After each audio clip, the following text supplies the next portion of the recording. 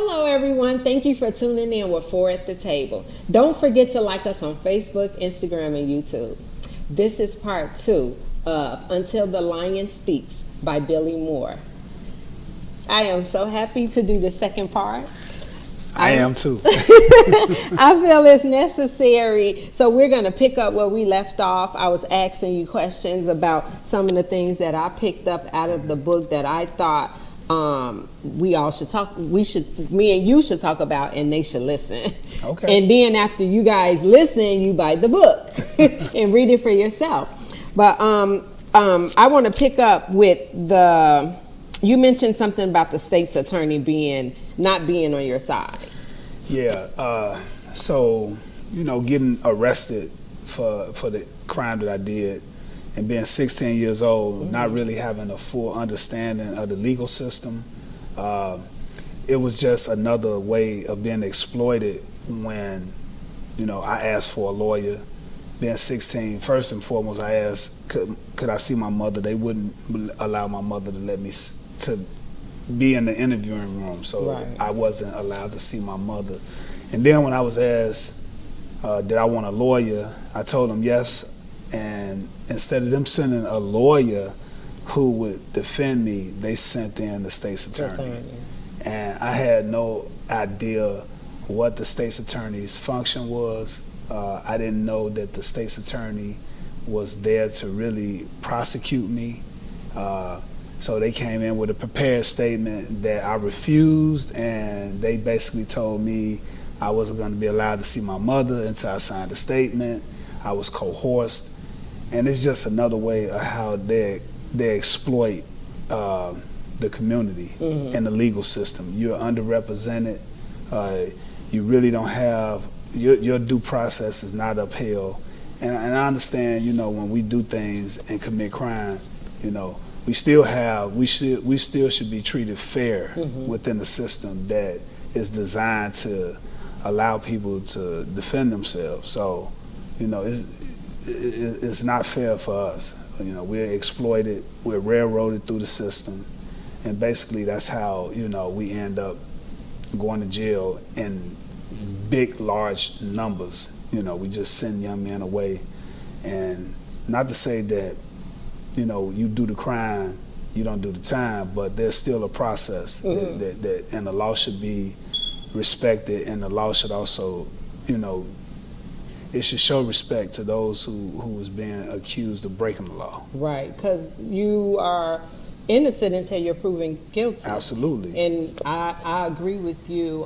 Everyone should have a fair trial. When you look at the circumstances surrounding crime, it may seem, because of the sensationalism and the way things are reported, you may initially just think the worst of the situation. But that's the reason why you have a court and the process of going to court and due process, because circumstances may not be as horrendous as how you hear them play out or how they're being reported. So that's why it's important to really uphold the law, because it may not be the worst case scenario.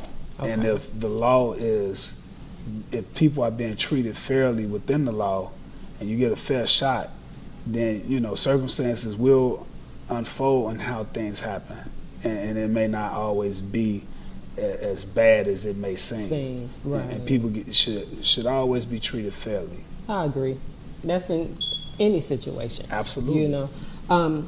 You mentioned in your book, let's talk about the boiler room. Okay. Yeah. So the boiler room, everyone, is going to be touchy, because it was touchy to me, and it made me. That's when in the book it made me angry. So let's talk about that. So, the Cook County Jail is very notorious for abusing people that's locked up. Cook County has a reputation that goes back decades for just people being, abused. People have been murdered. You have people that allegedly commit suicide. And once you're in the jail, you just treated less than human. Like they just take full advantage of their authority, and you're treated basically, like you're nothing.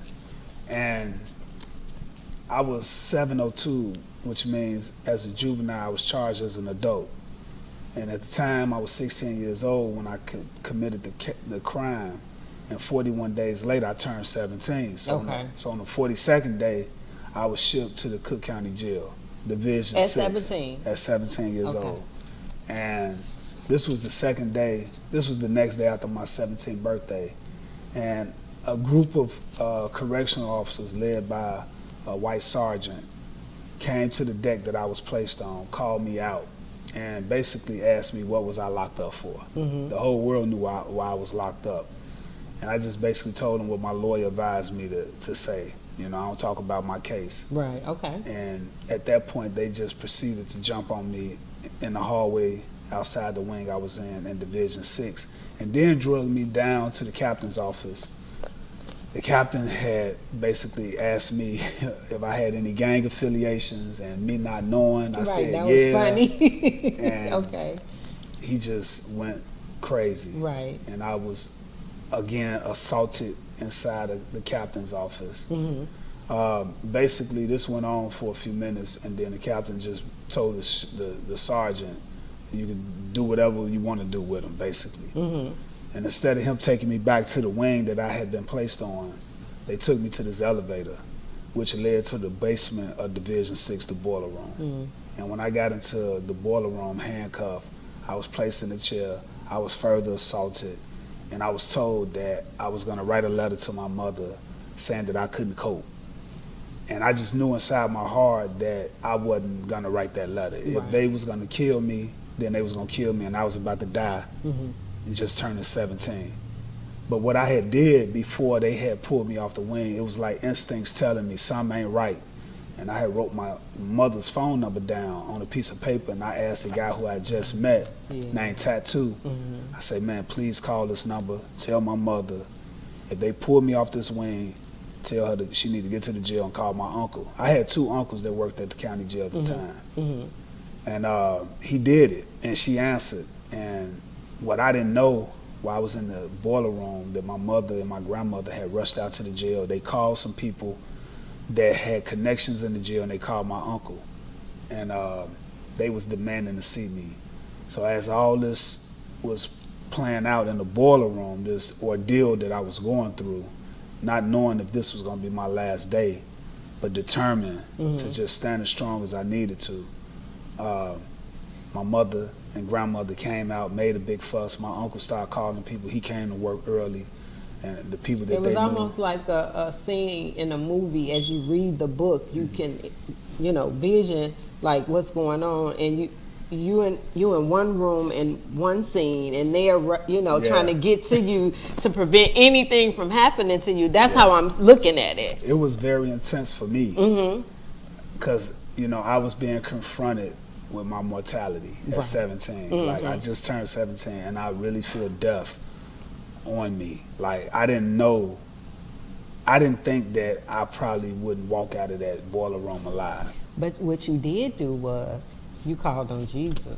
Well, I was praying. You I was praying. You was praying through that. I said, that's it right there. I was praying, because I didn't want to die at that time, right? And I kind of made up my mind that if I was going to die, it wasn't going to be by my hand. I wasn't going to write that letter. So I was praying. And I remember the sergeant telling me I wasn't walking out of that room alive. So I don't know how long this went. It seemed like it was forever. But eventually I heard the phone ring in the boiler room. And, when he answered the phone, he basically was like, "You're a lucky nigga," And I walked out of the boiler room alive because my mother and grandmother took action. My uncle came to work, and they started asking questions, And my uncle got so upset when he found out what happened. He beat up that sergeant. And but I'm here to tell that story. That was, people have every reason that they feel justified for wanting to see the worst thing happen to me at that time because of what took place, you know. But at the same time, you know, I think I deserved a court date. Okay. My day in court. Right, absolutely. And, you know, I'm glad that I got a chance to have my day in court. Okay. You know, I'm not glad of how I ended up having to go to court. You know, that's very regretful. But at the same time, you know, it wasn't for them to take upon themselves to be my judge and executioner. Absolutely. And they didn't care about why I was there. They didn't care about the person who had lost their life. You know, it was just somebody who they felt like they can treat. Right. Because they, you know, I mean, that's what was going on in the county jail. That's what they did. That's sad. There's a lot of boiler room stories, I'm sure. Yeah, I'm sure. Yeah. I'm sure. That's sad, and that made me angry. But let's talk about, you mentioned in your book Larry Hoover. Yes, indeed. So you ended up going to the penitentiary where he was, and he gave you advice. It was almost like an order. You know, it was an order. Yeah, he was like, you're going to go to school and you're going to do this, you know, which was great. Yeah. You know, he like, you're going to do something with yourself in here. I think when we as young men tend to have these images of what we look up to, it's not always clear on who really we should be looking up to, because we have this perception of who we want to be, and we tend to project that on people who we should look up to or what we see in people. And it was no different from me having this perception of who Larry Hoover was, being in the community. He was like a folklore. Like no one, I never seen Larry Hoover, met Larry Hoover, but his reputation. Right, you definitely heard his name. He was the chief, right?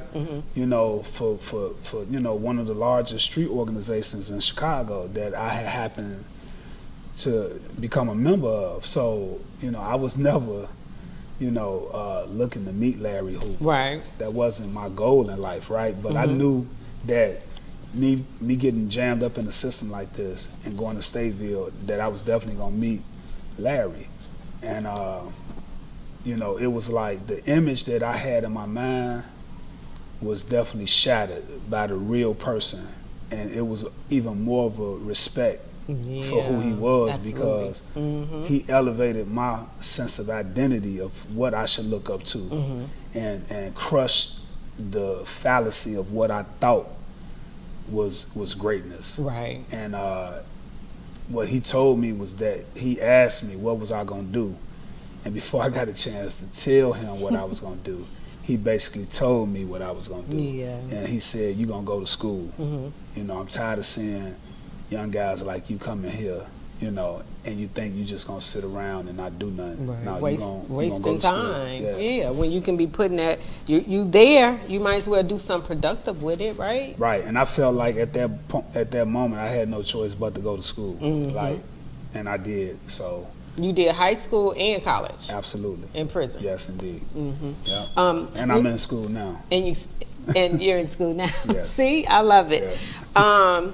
Let's talk about, you mentioned in your book about bank accounts. Let's talk in prison. Yeah. So inmates are allowed to have bank accounts in prison, but how do they go about those bank accounts? They can't just choose any, right? Yeah. Okay. So I think at one point, you know, when guys, you know, wanted to save money, you was allowed to open up a bank account in whatever bank you wanted to. And a lot of guys would open up bank accounts in the communities that they was coming from. But I think when the prison industrial complex kind of like really just, you know, dug in, and prison became more of a business and a profit mechanism, they stopped letting guys open up accounts in banks that they wanted to open up account in, and you had to use the local bank or where the prison was built at. I don't know if people would remember this, but you know, Illinois specifically, I'm speaking of Illinois because this is the state that I, you know, done my time at. Right. I can remember how communities that were economically depressed would pretty much bidding to have prisons built in their community because they needed jobs. They was even putting on music videos to solicit their community to be picked for the next prison to be built. I think it was like 10 prisons when I went there, when I got locked up, and now it's over 30, right?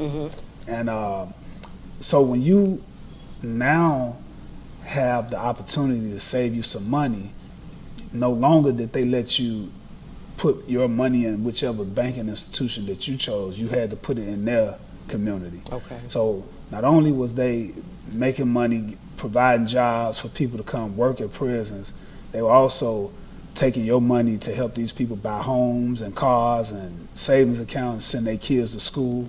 So, you know, prison is a big business. You know, you don't have no prisons built nowhere near Chicago. All you got is the county. The county jail, that's the That's processing.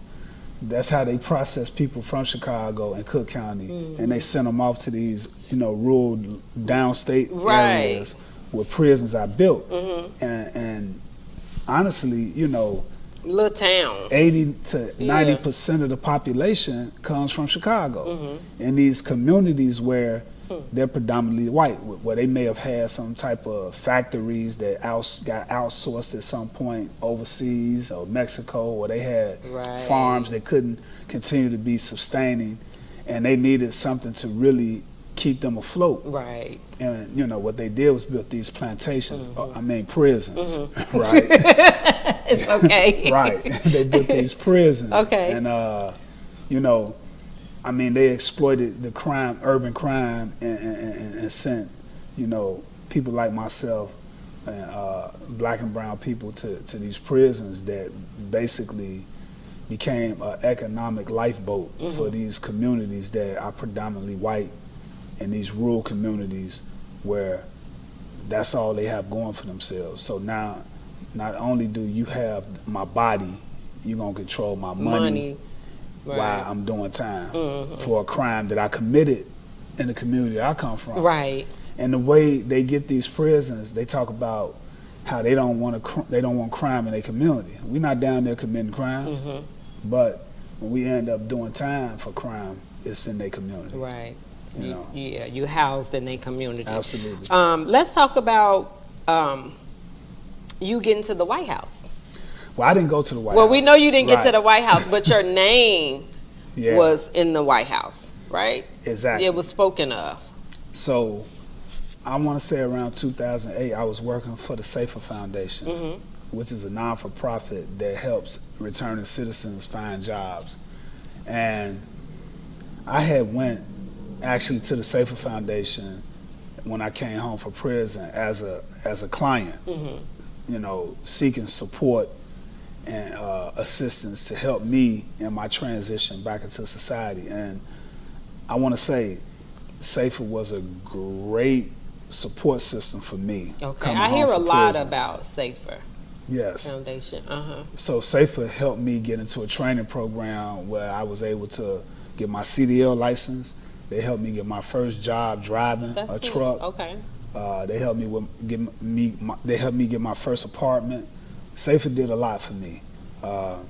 They provided the opportunities, and I took advantage of them. Okay, wonderful. Because I was determined to just do what I needed to do to successfully transition back into society. And as I went through that program, you know, and I got to meet people at Safer, I ended up being offered a job at Safer as a job coach. So I ended up, you know, working with Safer, and the CEO of Safer at the time, Miss Diane Williams, who is a remarkable woman and leader in our community, was the keynote speaker on re-entry at the White House, I believe in 2008. And they wanted her to speak to a personal story, or someone who she knew who had successfully transitioned, you know, back into society. And she chose to speak about me. Right. Yeah. Okay. So it was definitely an honor for me to have my story lifted up at the White House, because, you know, only 20 years before that, you know, I was being crucified in the national media, and now I'm being lifted up, you know, at the White House about me being successful and how I was able to transition through the help of Safer back into society. Okay. I read in your book, I believe I titled it, I Come in Peace. Okay. Which Yeah. you came in peace with these young boys who had guns in the middle of the street? Yeah. Okay. Well, let's talk about that. so, I was coming from Popeyes on 74th and Stony Island one day. And, I drove up 74th and Blackstone. And as I was driving up the street, I noticed like 4 young men standing in the middle of the block. And because they had, the street, the speed blocks, I couldn't, I wasn't driving fast, but I was coming up the block slow because, I didn't want to go over these speed blocks fast. And I guess in their mind, they must have been, on security or felt like they had to, be vigilant.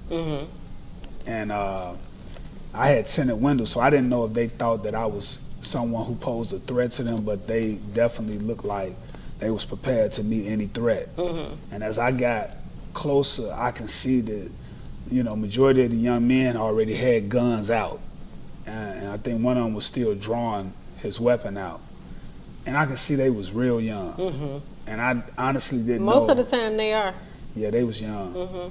And I honestly, I didn't know how this was going to play out. Okay. Because being as young as they were, you don't always make the right decisions. You absolutely right, because as I read that story in your book, you have to be able to know how to approach these young. Yeah. It's not easy. And honestly, I was just at that moment just driving past. I was just an innocent, I wouldn't say bystander, but I was just I had nothing to do with whatever was going on with them, right? And I was just hoping that I didn't fit into some profile that was a mistaken identity situation later, and they come to find out I wasn't who they thought I was. Absolutely. So honestly, I was able to get past, and when I got to the corner, I lost my brother that way, but go ahead. It happens. Yeah. When I got to the corner, it really made me think, like, what am I gonna do now? I see what these young guys are doing. I see what's coming their way, and I see what they're looking for.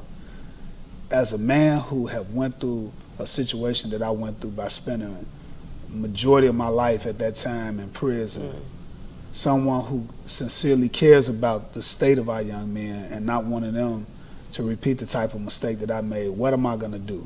And they got guns. I don't know if they are high off pills. I don't know what type of mind state they in, and they with each other. They tend to, this group identity is stronger than of individual identity, right? What am I gonna do? Well, I got some options. I can call the police, which I'm not gonna do. Right. That's not gonna help the situation. They got guns, 9 times out of 10, police gonna kill them. Do I keep going and then go home later on that night, turn on the news and hear about somebody getting killed over there, maybe an innocent victim, a child? Or do I turn back around and go talk to these young guys, right? So I prayed again. Right. And I made the decision to go back and talk to these young guys. This time when I came up the block, I had all my windows down so they could see inside the car. And I approached real slow. They didn't have their guns drawn out, but they were standing now in between 2 houses. And I just asked, hey. So did you stay in your car the whole entire time, or did you get out? I asked permission. Okay. First I said, listen, I come in peace. Peace. That's it, right there. I showed my hands, I come in peace.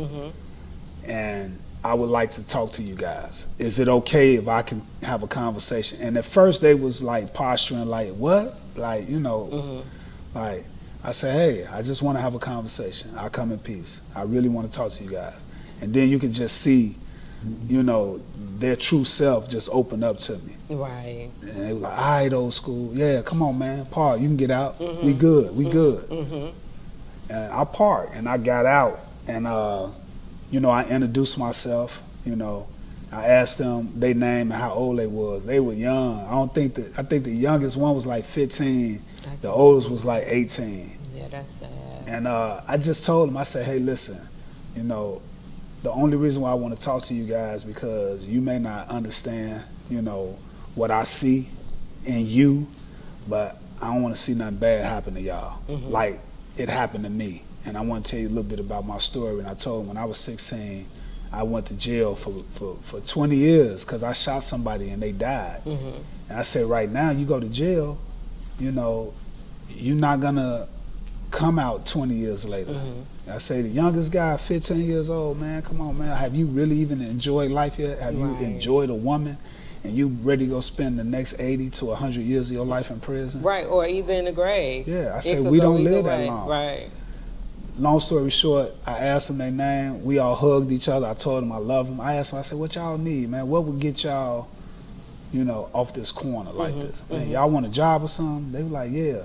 I promise you, Latasha, I drove back over there maybe. I still go over there hoping to see these guys. You did say that. And I never saw them again. I pray to God that either they moved away from that area. I pray to God that they either they got in school, they changed their life around. One thing that I didn't see later on that night, I watched the news and I didn't hear nobody getting killed over in there. that area. And you know, a lot of people, when you hear stuff about people getting killed, innocent people, the first thing a person say is, man, somebody need to do something. How often do you get a chance to confront young black men with guns that's ready to kill somebody? And if you do, what are you gonna do in that moment? Like, are you gonna have the courage to confront them, and not confront them in a hostile way? But I guarantee you confront them with love, they're gonna feel that, because inside of them, they it's right, it's good inside. I believe that. And that's why I believe that.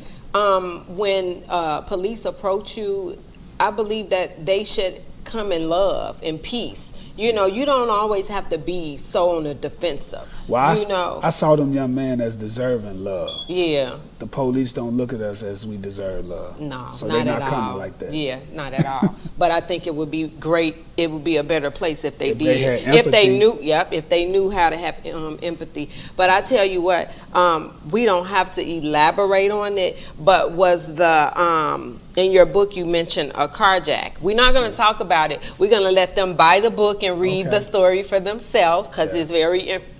Was that carjack for you? Because that happened to you. Was that before you talked to them or after you talked to them? That was actually, I want to say, it was that car. I got carjacked after that. After that, because that was Labor Day of 2018. I believe this took place early March. Right, April, and you're still here Yeah. with us. Yes. So that tells you that actually went well. Do you believe that by you getting out to talk to those guys, that incident kind of like went in your favor? I just believe I still got a mission. What do you mentioned in your book? What is it you said? That you believe people are better than their worst mistake. Absolutely. Yeah. So. Absolutely. If you enjoyed this interview with Billy Moore, I suggest that you get Until the Lion Speaks. I've enjoyed him. I didn't get to ask everything I wanted to cover in this interview, but please support him in getting his book. It's very good. And I want to thank you for tuning in with Four at the Table. Until next time, stay full in the spirit.